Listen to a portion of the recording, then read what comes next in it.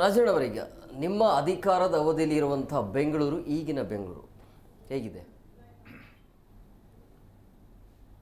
ಬೆಂಗಳೂರು ನಗರ ಕೆಂಪೇಗೌಡರ ಕಾಲದಿಂದ ನಾವು ತೆಗೆದುಕೊಂಡ್ರೆ ಇಲ್ಲಿನವರೆಗೂ ಕೆಂಪೇಗೌಡರ ಒಂದು ಆಶಯಗಳು ಏನಿದೆ ಅವನ್ನು ಮೀರಿ ಬಹಳ ವಿಸ್ತಾರವಾಗಿ ಬೆಳೆದಿದೆ.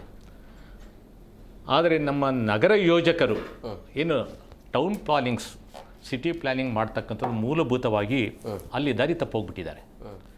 ಅವರಿಗೆ ಒಂದು ವಿಷನ್ಸೇ ಇಲ್ಲ, ವಿಷನ್ಸ್ ಕಳ್ಕೊಬಿಟ್ಟಿದ್ದಾರೆ.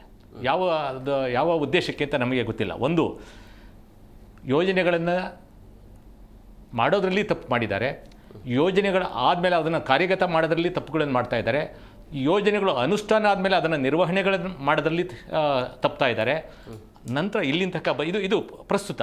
ಇನ್ನು ಮುಂದಕ್ಕೆ ಏನು ಮಾಡಬೇಕು ಅನ್ನೋದ್ರಲ್ಲೂ ಕೂಡ ಕೇವಲ ಹಣ ಮಾತ್ರ ಲೆಕ್ಕ ಆಗ್ತಾ ಇದ್ದಾರೆ ಹೊರತು ನಮ್ಮ ಮುಂದೆ ನಮ್ಮ ಜನಗಳ ಭವಿಷ್ಯ ಹೇಗಿರಬೇಕು ಅನ್ನೋದನ್ನ ಬರೀ ಮಾತಿನಲ್ಲಿ ಹೇಳ್ತಾ ಇದ್ದಾರೆ. ಕಾರ್ಯಗತದಲ್ಲಿ ಯಾವುದೂ ಆ ಒಂದು ದಿಕ್ಸೂಚಿ ಕಂಡು ಬರ್ತಾ ಇಲ್ಲ ಅಂತ ಅಂದ್ಬಿಟ್ಟು ನನ್ನ ಸ್ಪಷ್ಟ ಅಭಿಪ್ರಾಯ. ರಾಘವೇಂದ್ರ ಸರ್, ಈಗ ನೀವು ಟ್ರಾಫಿಕ್ ಎಕ್ಸ್ಪರ್ಟ್ ಆಗಿರೋದ್ರಿಂದಾಗಿ ಈ ಎಲ್ಲ ಗುಂಡಿಯ ಅನಾಹುತಗಳನ್ನು ನೀವು ನೋಡಿರ್ತೀರಿ. ಏನು ಅನಿಸುತ್ತೆ ನಿಮಗೆ?